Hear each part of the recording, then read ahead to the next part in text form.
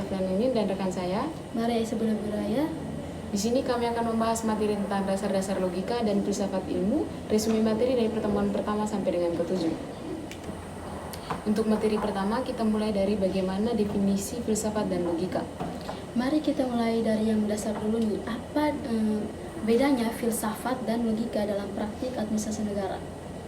Jadi filsafat itu adalah sesuatu yang memberi kita kompas moral. Ia memaksa kita untuk bertanya untuk apa dan mengapa sebuah kebijakan itu ada. Kemudian ini adalah landasan etis yang berorientasi pada keadilan dan kemanusiaan serta krusial untuk mencegah sistem yang kaku dan juga korup. Jadi filsafat memberi nilai dan arah, lalu logika itu cuma alat berdebat.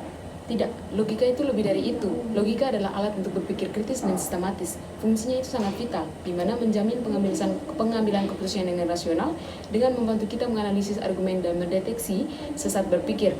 Kemudian intinya itu adalah filsafat memberi tujuan moral dan logika memberi kerangka pikir rasional. Kita masuk materi kedua, pengertian, ciri, dan gaya berpikir filsafat. Raf, coba jelaskan inti filsafat dalam satu kalimat dan langsung kaitkan dengan administrasi negara. Jadi, filsafat adalah cinta kebijaksanaan. Dan dalam filsafat kita dilatih untuk berpikir yang radikal, kritis, dan sistematis. Juga esensinya itu membentuk 3 pilar utama. Apa pilar utamanya?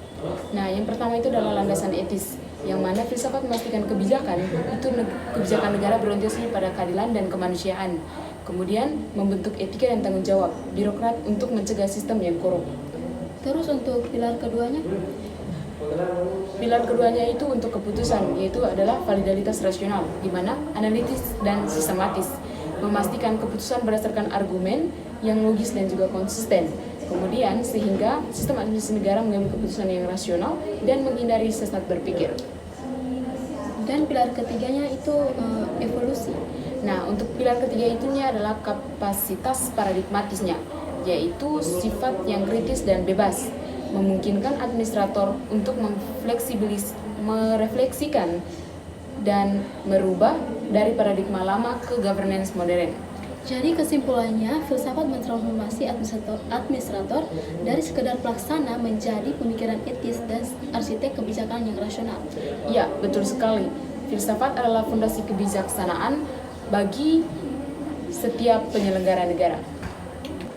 Jadi, materi yang ketiga adalah aspek sejarah dan evolusi mencari kebenaran.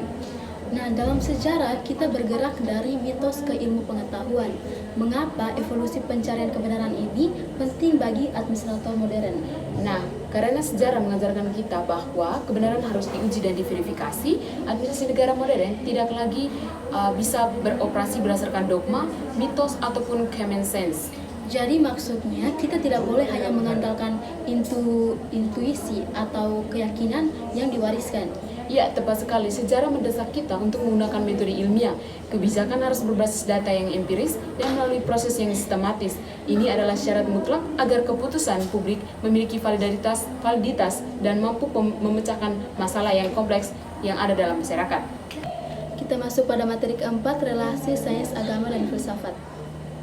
Karaf, coba jelaskan secara singkat apa peran filsafat, sains, dan agama dalam administrasi negara. Jadi, filsafat itu memberi fondasi logis dan cara berpikir kritis untuk menganalisis suatu kebijakan.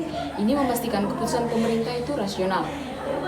Terus agama itu hanya soal moralitas personal. Nah, bukan hanya itu, agama itu adalah kompas etik. Ia menyediakan nilai moral dan juga batasan antara kejujuran dan juga keadilan yang mencegah birokrasi menjadi kering dan kaku tanpa moral rasio yang bisa kering nilai. Berarti sains melengkapi metodologinya ya? Iya, tepat sekali. Sains memberi metode ilmiah. Pada sistem administrasi negara butuh data, penelitian, dan verifikasi. Prosesnya mirip seperti observasi masalah, kemudian eksperimen kebijakan, dan evaluasi yang berbasis bukti. Jadi administrasi negara yang efektif harus memadukan ketiganya antara rasionalitas atau filsafat, moralitas atau agama, dan metode ilmiah atau sains. Iya, setuju. Administrasi negara adalah kepaduan yang menjamin negara kita untuk efektif, berkeadaban, dan juga berbasis data. Nah, untuk materi yang kelima, kita akan membahas rasionalisme dan juga empiris. Kebijakan berbasis data itu oke, tapi ada konflik antara rasionalisme atau akal versus empirisme atau pengalaman. Mana yang harus kita pegang? Nah, dua-duanya itu harus berjalan beriringan, di mana kita harus mensintesiskan keduanya, seperti usulan Immanuel Kant yang menjelaskan bahwa konsep tanpa intuisi itu adalah buta dan intuisi tanpa konsep itu adalah kosong. Jadi, administrasi negara harus menjadi sistem yang rasional dan juga empiris. Bagaimana sintesis ini diterapkan secara praktis di birokrasi? Nah, rasionalisme memberikan dasar pada kita untuk legalitas prosedural. Ini memastikan kerangka hukum dan aturan itu bersifat universal, logis dan juga konsisten atau a priori. Nah, memberikan hukum dan juga memberikan kepastian hukum. Jadi itu menjamin kerangka kerja logis. Lalu bagaimana empirisme melengkapinya? Nah, empirisme wajib diterapkan pada validitas kebijakan, yaitu perumusan kebijakan yang berbasis bukti atau evidence-based policy. Kebijakan harus responsif terhadap fakta lapangan yang teruji atau a posteriori.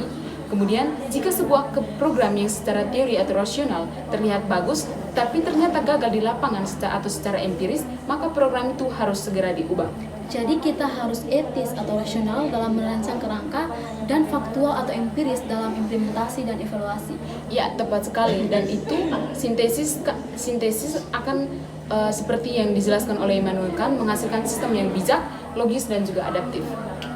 Kita masuk pada materi ke-6, kritisme menurut Immanuel Kant. Rasionalisme dan empirisme itu bertentangan. Bagaimana kritisme Kant menyelesaikan konflik ini untuk administrasi negara? Nah, menurut Immanuel Kant, dia mensintesiskan keduanya antara rasionalisme, yaitu pengetahuan, sama dengan akal ditambah pengalaman, yaitu menghasilkan sistem yang rasional dan empiris yang dibutuhkan mutlak untuk keputusan yang utuh dan juga sahih. Apa dua pilarnya krusial? Ya, pilar pertama itu adalah legalitas prosedural. Dari rasionalisme kritis, sistem administrasi negara harus punya kerangka hukum universal dan niscaya. Kemudian ini memberi kepastian hukum dan juga dasar etika yang logis. Terus untuk pilar keduanya? Nah, pilar kedua ini itu berkaitan dengan validitas kebijakan atau empirisme kritis. Keputusan harus berdasar pada data lapangan yang teruji atau a posteriori, responsif terhadap fakta dan juga program yang gagal di lapangan harus dirubah. Jadi sistem administrasi negara harus etis atau rasional dalam kerangka dan faktual atau empiris dalam implementasi. Iya, tepat sekali. Nah, sintesis ini menghasilkan sistem yang bijak, logis, dan juga adaptif, sehingga dapat mengakhiri perdebatan dan dogmatisme antara rasionalisme dan juga empirisme. Nah, untuk materi yang terakhir ini adalah 3 cabang filsafat, yaitu adalah ontologi, epistemologi, dan juga aksiologi. Jadi tiga cabang filsafat ini antara ontologi, epistemologi, dan aksiologi. Anggap saja ini pedoman praktis untuk administrator. Bagaimana alurnya? Nah, untuk tahapan ini tuh kita wajib sebelum pengambilan keputusan, di mana ontologi bertanya apa itu, kita harus tahu hakikat masalahnya, dan ini adalah pilar definisi dasar kita. Kemudian epistemologi bertanya, bagaimana cara kita tahu? Ini adalah pilar validitas keputusannya untuk memastikan kita menggunakan metode yang sahih. Dalam hal ini adalah logika dan empirisme dan juga data yang terverifikasi. Sedangkan aksiologi itu bertanya, untuk apa semua ini dan apa manfaatnya? Ini adalah pilar orientasi moral dan menjaga agar ilmu digunakan untuk mencapai keadilan dan juga kesejahteraan untuk rakyat. Berarti administrator yang filosofis selalu melalui proses. Yang pertama hakikat masalah, dan yang kedua verifikasi metode dan data. Dan yang berikut orientasi etis dan keputusan. Iya, tepat sekali. Itu yang membuat sistem administrasi negara menjadi integral, ilmiah, dan juga bermoral tinggi. Administrasi negara adalah seni sekaligus ilmu tentang kebijaksanaan. Jadi teman-teman, sekian penjelasan resume materi kami. Semoga materi ini bermanfaat dan dapat menginspirasi kita semua. Selamat menyaksikan.